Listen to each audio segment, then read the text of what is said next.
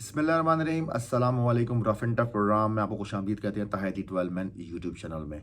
एक और मैच का खात्मा हुआ और आज कोयटा ग्लैडिएटर्स ने अपना दूसरे मैच में अपनी पहली फतह हासिल की। और जिस तरह से कोयटा ग्लैडिएटर्स ने अपना ये मैच खेला है और जो मोमेंटम उनको नज़र आया वो बहुत ज़बरदस्त रहा।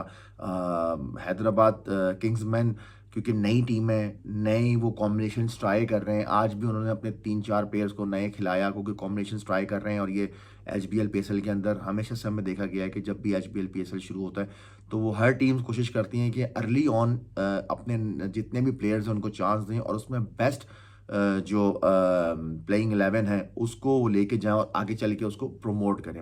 अगर मैं बात करूँ जिस तरह से कोयटा ग्लैडिएटर्स ने पहले टॉस जीत के बैटिंग करने का फैसला किया और बड़ा ज़बरदस्त फैसला था। मैं समझता हूँ कि थोड़ी-सी ट्रिकी पिच थी क्योंकि ये इस पिच पे पिछला जो हमने डबल हेडर कल जो हुआ था वो हुआ था इस पिच पे। और आज हमें इस पिच पे काफ़ी टर्न, ग्रिप के साथ स्क्वायरिश टर्न हमें देखने को मिली है। और जिस तरह से कोयटा ग्लैडिएटर्स ने पहले टॉस जीत के बैटिंग करने का फैसला किया और 174 रन्स उन्होंने बनाए 8 खिलाड़ियों के नुकसान पे 20 ओवर्स के अंदर। और अगर मैं बात करूं जो प्लेयर ऑफ द मैच आज के मैच के रहे वो शामिल हुसैन थे जिन्होंने अपने दूसरी ही मैच में दूसरी ही 50 की। और ये एचबीएल पीएसएल के पहले प्लेयर हो गए हैं जिन्होंने बैक टू बैक 2 मैचेस में 50 की है। और जिस तरह से वो बैटिंग करते हुए नज़र आ रहा है वो बच्चा और बहुत ज़बरदस्त बैटिंग कर रहा है। आज बहुत ज़िम्मेदार इनिंग्स उसने खेली हैं। मैं समझता हूँ क्योंकि उसकी एक तो जो ख़ास बात है जो चॉइस ऑफ शॉट है, जो रन स्कोरिंग करता है वो सामने करता है। जितना आप सामने खेलते हैं उतना आप सेफेस्ट रहते हैं क्योंकि फील्डर्स जो होते हैं वो लॉन्ग ऑन और लॉन्ग ऑफ की तरफ होते हैं, तो सामने आपके पास गैप बहुत होता है। तो जिस तरह से वो बच्चा खेला है और उसने 54 रन्स बनाए, 41 बॉलों का उसने सामना किया, 3 चौके, 3 छक्के और 131 रन का स्ट्राइक रेट था। साथ हसन नवाज के साथ बड़ी अच्छी पार्टनरशिप लगी। मैं समझता हूँ कि जो पार्टनरशिप थी वो ही 174 तक वो लेके गई है क्योंकि राली रूसो आते ही आउट हो गए थे। पुल मारने गए थे, बॉल टॉप पे हुआ और सीधा कैच हो गए थे मिड ऑन पे।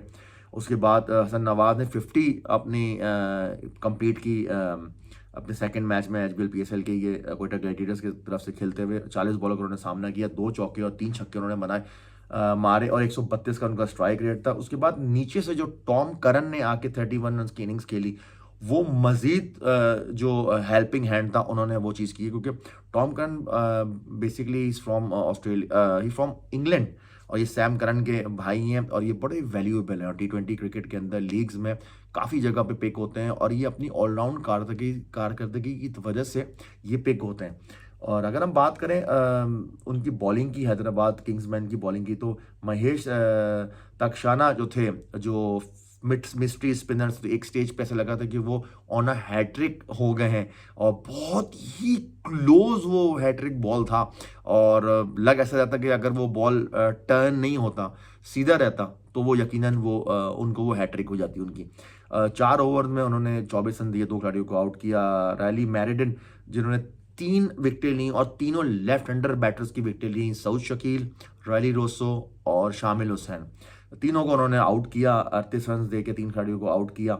और आकिब जावेद 2 ओवर में 25 रन दिए, 2 खिलाड़ियों को आउट किया। और आकिब जावेद भी एक स्टेज पे अपने सेकंड ओवर में ऑन अ हैट्रिक थे, जो हैट्रिक नहीं हो सकी, लेकिन वो ऑन अ हैट्रिक थे। 2 बॉलों पे उन्होंने 2 खिलाड़ियों को आउट किया था और ये तो उनकी बॉलिंग का खास बात थी। और अगर हम बैटिंग की बात करें तो बैटिंग का वही मायूस आगाज हैदराबाद किंग्स मैच की तरफ से हुआ है और यकीनन ये बड़ा वरी साइन है और उनके जो भी कोचिंग स्टाफ है वहाँ पर यकीनन वो चीज़ को ज़रूर यूटिलाइज करेंगे और बैठेंगे, थिंक टैंक बैठेगा, उनको उस पर काम करेगा।